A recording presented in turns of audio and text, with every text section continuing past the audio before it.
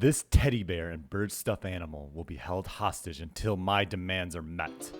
Hey, I'm Luke Frankenstein, and you know, speaking of bears and birds, have you ever heard of Banjo Kazooie? Let's talk about it. It's an adventure platforming game where you play as Banjo, an easygoing and well-mannered bear along with his cocky friend Kazooie, where they set out to save Banjo's sister Tootie from the witch Gruntilda, aka Grunty, in Gruntilda's lair. The reason she's kidnapping her is so she can steal Tootie's beauty for herself and make herself beautiful. You can also get to meet wonderful and strange new characters, learn new moves, and roam multiple worlds. On the surface, it was simply an action-adventure platformer game with puzzles where you roam inside Grunty's tower, which had you explore all the different worlds the game offered. You go from one world to the next collecting something called jigsaws. These were important to collect because in order to unlock a new world in Banjo Kazooie, you had to first find the portrait of the level in Grunty's tower where parts of the pictures were missing, and you could fill in those missing pieces with jigsaws. Basically, enough jigsaws allowed you to unlock new worlds or, new levels. You also had music notes. Music notes had to be collected before you could progress to a new area of Grunty's tower to find these new worlds. So it was pretty straightforward. You collect jigsaws, you collect music notes, rinse and repeat. And along the way of unlocking these new worlds, you also learned a bountiful of new abilities. For example, you can learn to roll to move around and to dodge attacks. You could swipe with your fuzzy claws to attack the enemies, or you could use beak bars, which is basically charging at an enemy with Kazooie's beak. You had to use these moves to find jigsaws, beak bosses, and gain access to areas of the world that you normally couldn't get to. And all of those moves are just from the tutorial of Banjo. This wouldn't include Beat Buster, which is essentially a ground slam. You'd eventually learn to use Wonder Wing, which made you invulnerable as long as you had the scarcity resource of the golden feathers. You could shoot eggs out of Kazooie's mouth and butt. Yes, I said that. But. Oh, Charlie, no. Wait, where's this coming from? This is embarrassing. God, this is just humiliating.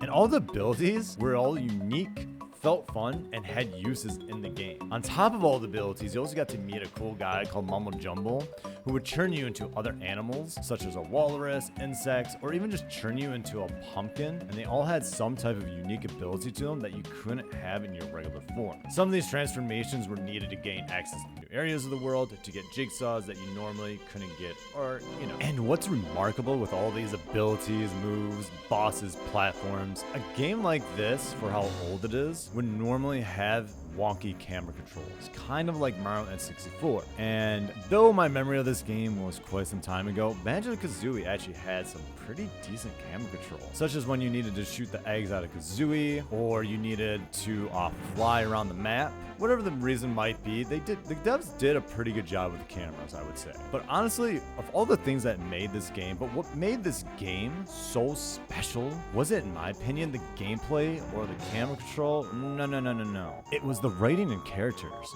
of the game. The story is pretty straightforward. As said earlier, you are attempting to save your sister from her kidnapper, going world to world, trying to find Grunty and stop her from turning herself into a... Wow. Okay, yeah.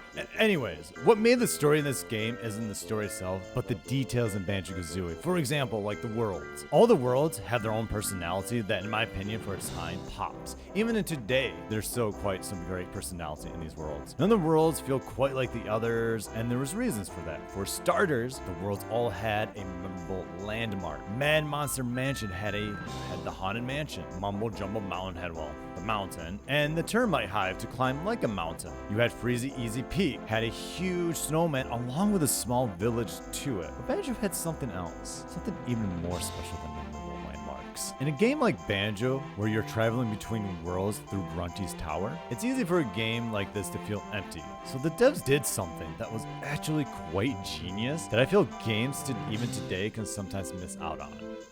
And what is it?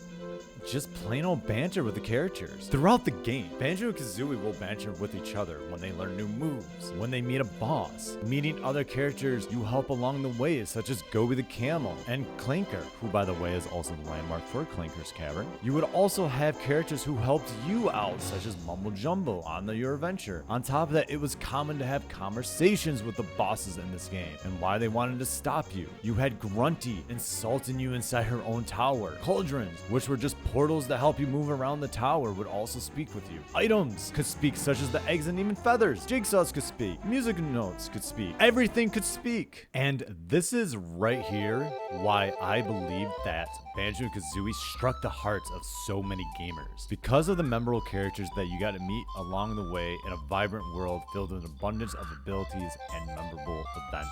Thank you everyone for watching. This is my first video of Let's Talk About a Game series where I talk about games and games. If you want more videos like this in the future, then please be sure to like, subscribe, and be sure to comment on what you'd like to see more of in the future videos. Also, once this channel reaches 100 subscribers, then I will release this stuffed bear and bird from my hairy fingers to a charity, regardless if that's now or 2 years from now. Peace out and have fun out there, everyone. Bye-bye.